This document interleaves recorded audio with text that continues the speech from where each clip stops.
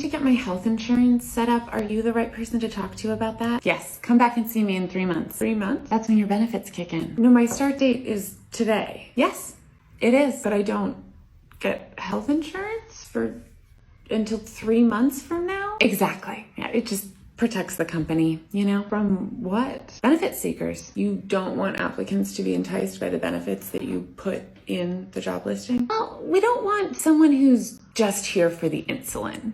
You get it, right? That wouldn't be ideal. Of course not. No, ideally, insulin should be free. Okay, we don't like to get political at the office. What if I break a bone 7 weeks from now? Are you prone to falls? I'm not particularly coordinated. You should be careful then. You have to produce more in every hour than you get paid. Otherwise, this system doesn't work. So for those of you, and I have to tell you this because partly you need to hear it and partly I admit I get a kick out of telling you. Those of you who think that in a capitalist system you're never going to work for anybody who doesn't pay you what you're worth, you don't understand the system you're in.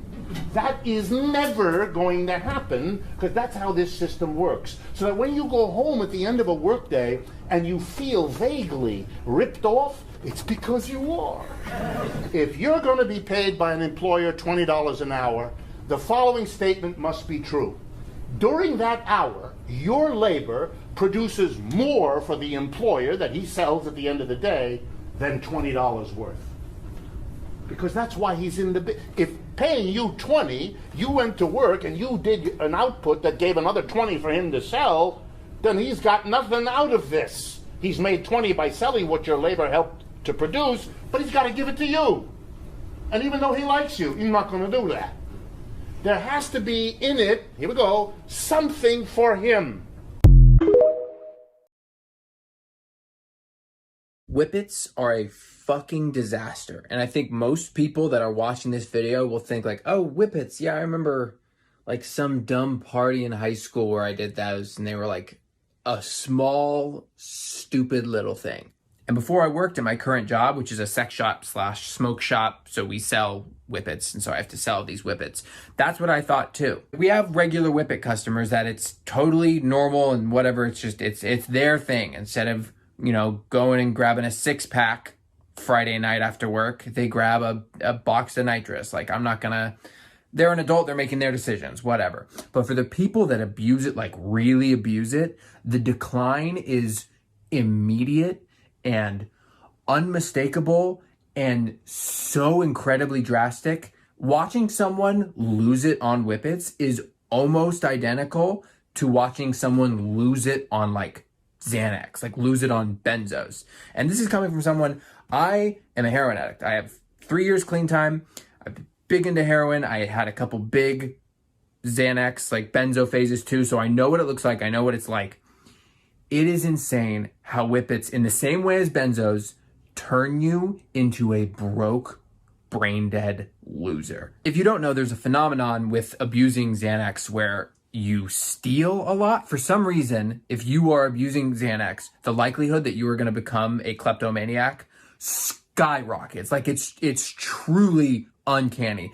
The same thing happens with whippets. I've worked there for 3 years. I have seen people hit rock bottom on whippets faster than I've ever seen anyone hit rock bottom on opiates or benzos. It's bewildering. And the cognitive decline is night and day. Someone goes from being a normal, making eye contact, having a conversation, pleasant person, and then one day they're oh, I didn't know you guys sell whippets. Man, I haven't done those since high school. Yeah, let me get some. And then we see them every other day, every day for the next 6 months to a year. And then all of a sudden they can't park their car. Their car is all of a sudden always parked across 3 spots in the lot, and they can't figure out that our door is a push, not a pull. It takes them 5 minutes to count out their money. If the transaction doesn't go exactly how they expect it to, they are completely frozen. If they aren't able to stick to their script of, I'll take that, here's the money. If anything, any little bump in the road happens there, they completely glaze over and just go catatonic. They can't handle it. And look, an addictive personality can hit rock bottom on sour Skittles, but it's just a little wild to me how it seems like nobody is at all aware of how fast nitrous abuse can turn a person into a complete deadbeat. Beyoncé's beautiful new rendition of Blackbird by the Beatles is even more powerful when you know the song was written for Black women. Paul McCartney wrote Blackbird in the 60s in response to the civil rights movement and the Little Rock Nine, who were the first 9 Black students attempting to attend an all-white school in Arkansas after the Brown v. Board of Education Supreme Court case found segregated schools unconstitutional. On their first day of school, the Arkansas National Guard were called to block the 9 Black students' entry. The 9 students were supposed to arrive together, but Elizabeth Eckford couldn't be reached and arrived alone, where she was surrounded by a hostile white crowd who shouted racial slurs, called for her lynching, and she was even spat on by another student. It would take President Eisenhower to order federal military protection for the 9 students to get them into the school, but the physical and verbal abuse continued throughout the entire year. The Black students were routinely kicked, shoved, spat on, and struck with objects like sharpened pencils, tomatoes, spitballs, and broken glass. The Little Rock crisis came to symbolize Southern resistance to integration, and images from the school spread across the globe, including to England, where Paul McCartney was living, and eventually inspiring Blackbird. So that was in my mind, and I just thought it'd be really good if I could write something that, if it ever reached any of the people going through those problems, it might kind of give them a little bit of hope. And in England, a bird is a girl, so I was thinking of a black girl going through this, now's your time to arise, set yourself free. Like so much of the Renaissance trilogy, Beyoncé's rendition of Blackbird, which features 4 Black female country artists, intentionally spotlights the history behind the music, inviting us to research and learn more. Understanding its context, Blackbird's timeless message of hope resounds even louder coming from the mouths of Black women. Blackbird fly, blackbird fly.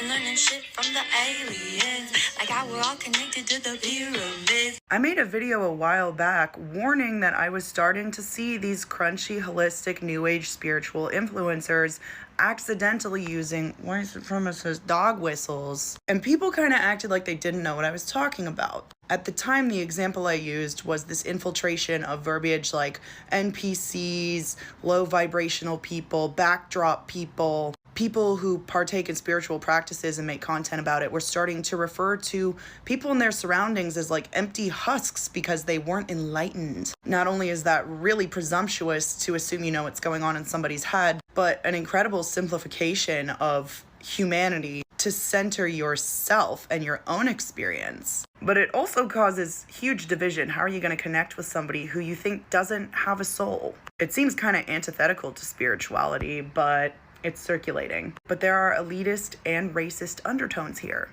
First of all, somebody jokingly called this woman the final boss of trust fund babies. And that really leads into the point that a lot of these content creators, these influencers who promote this new age lifestyle are able to go chill in the mountains of Peru because they're not worried about a 9-to-5 because mom and dad are sending them money.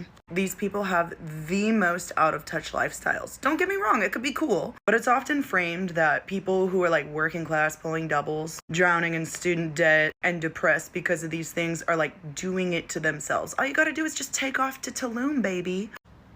Why didn't I think of that? And so not only is it a financial privilege, these people are flexing over you, creating envy so that they can then sell you products and inflate their own ego on the way. But notice how you never see a quadriplegic living like this? Somebody with type 1 diabetes can't really promote a crunchy lifestyle. Somebody with endometriosis probably isn't going to tell you that birth control has poisonous hormones. It's the people with no medical problems, right, that are telling you, hey, throw out your medication. I can heal my own kidney infection with Reiki. You should buy these supplements that cost $300 a month because that's what I do. Don't forget to use my discount code. See what I mean? You picking up what I'm putting down? And even though these people will be all peace and love and you assume they're liberal, because they fall into this trendy lifestyle, it is very easy to lean them into anti-vax culture. And just to finish on my point of how this is also racist, I guess culturally insensitive could be a better word, but when she's talking about the pyramids, yeah, somebody else made a video pointing out that the aliens and time travel theory came from a white supremacist that wanted to take away the achievement of the pyramids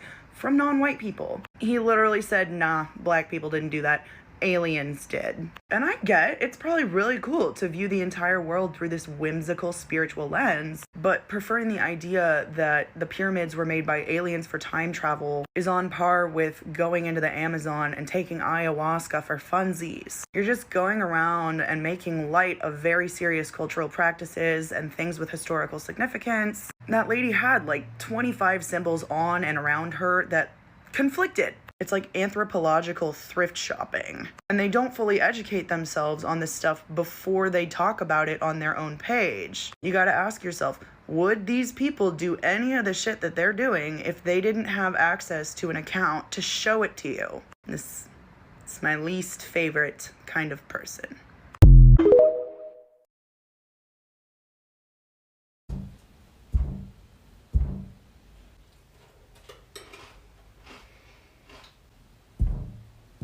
What you doing there?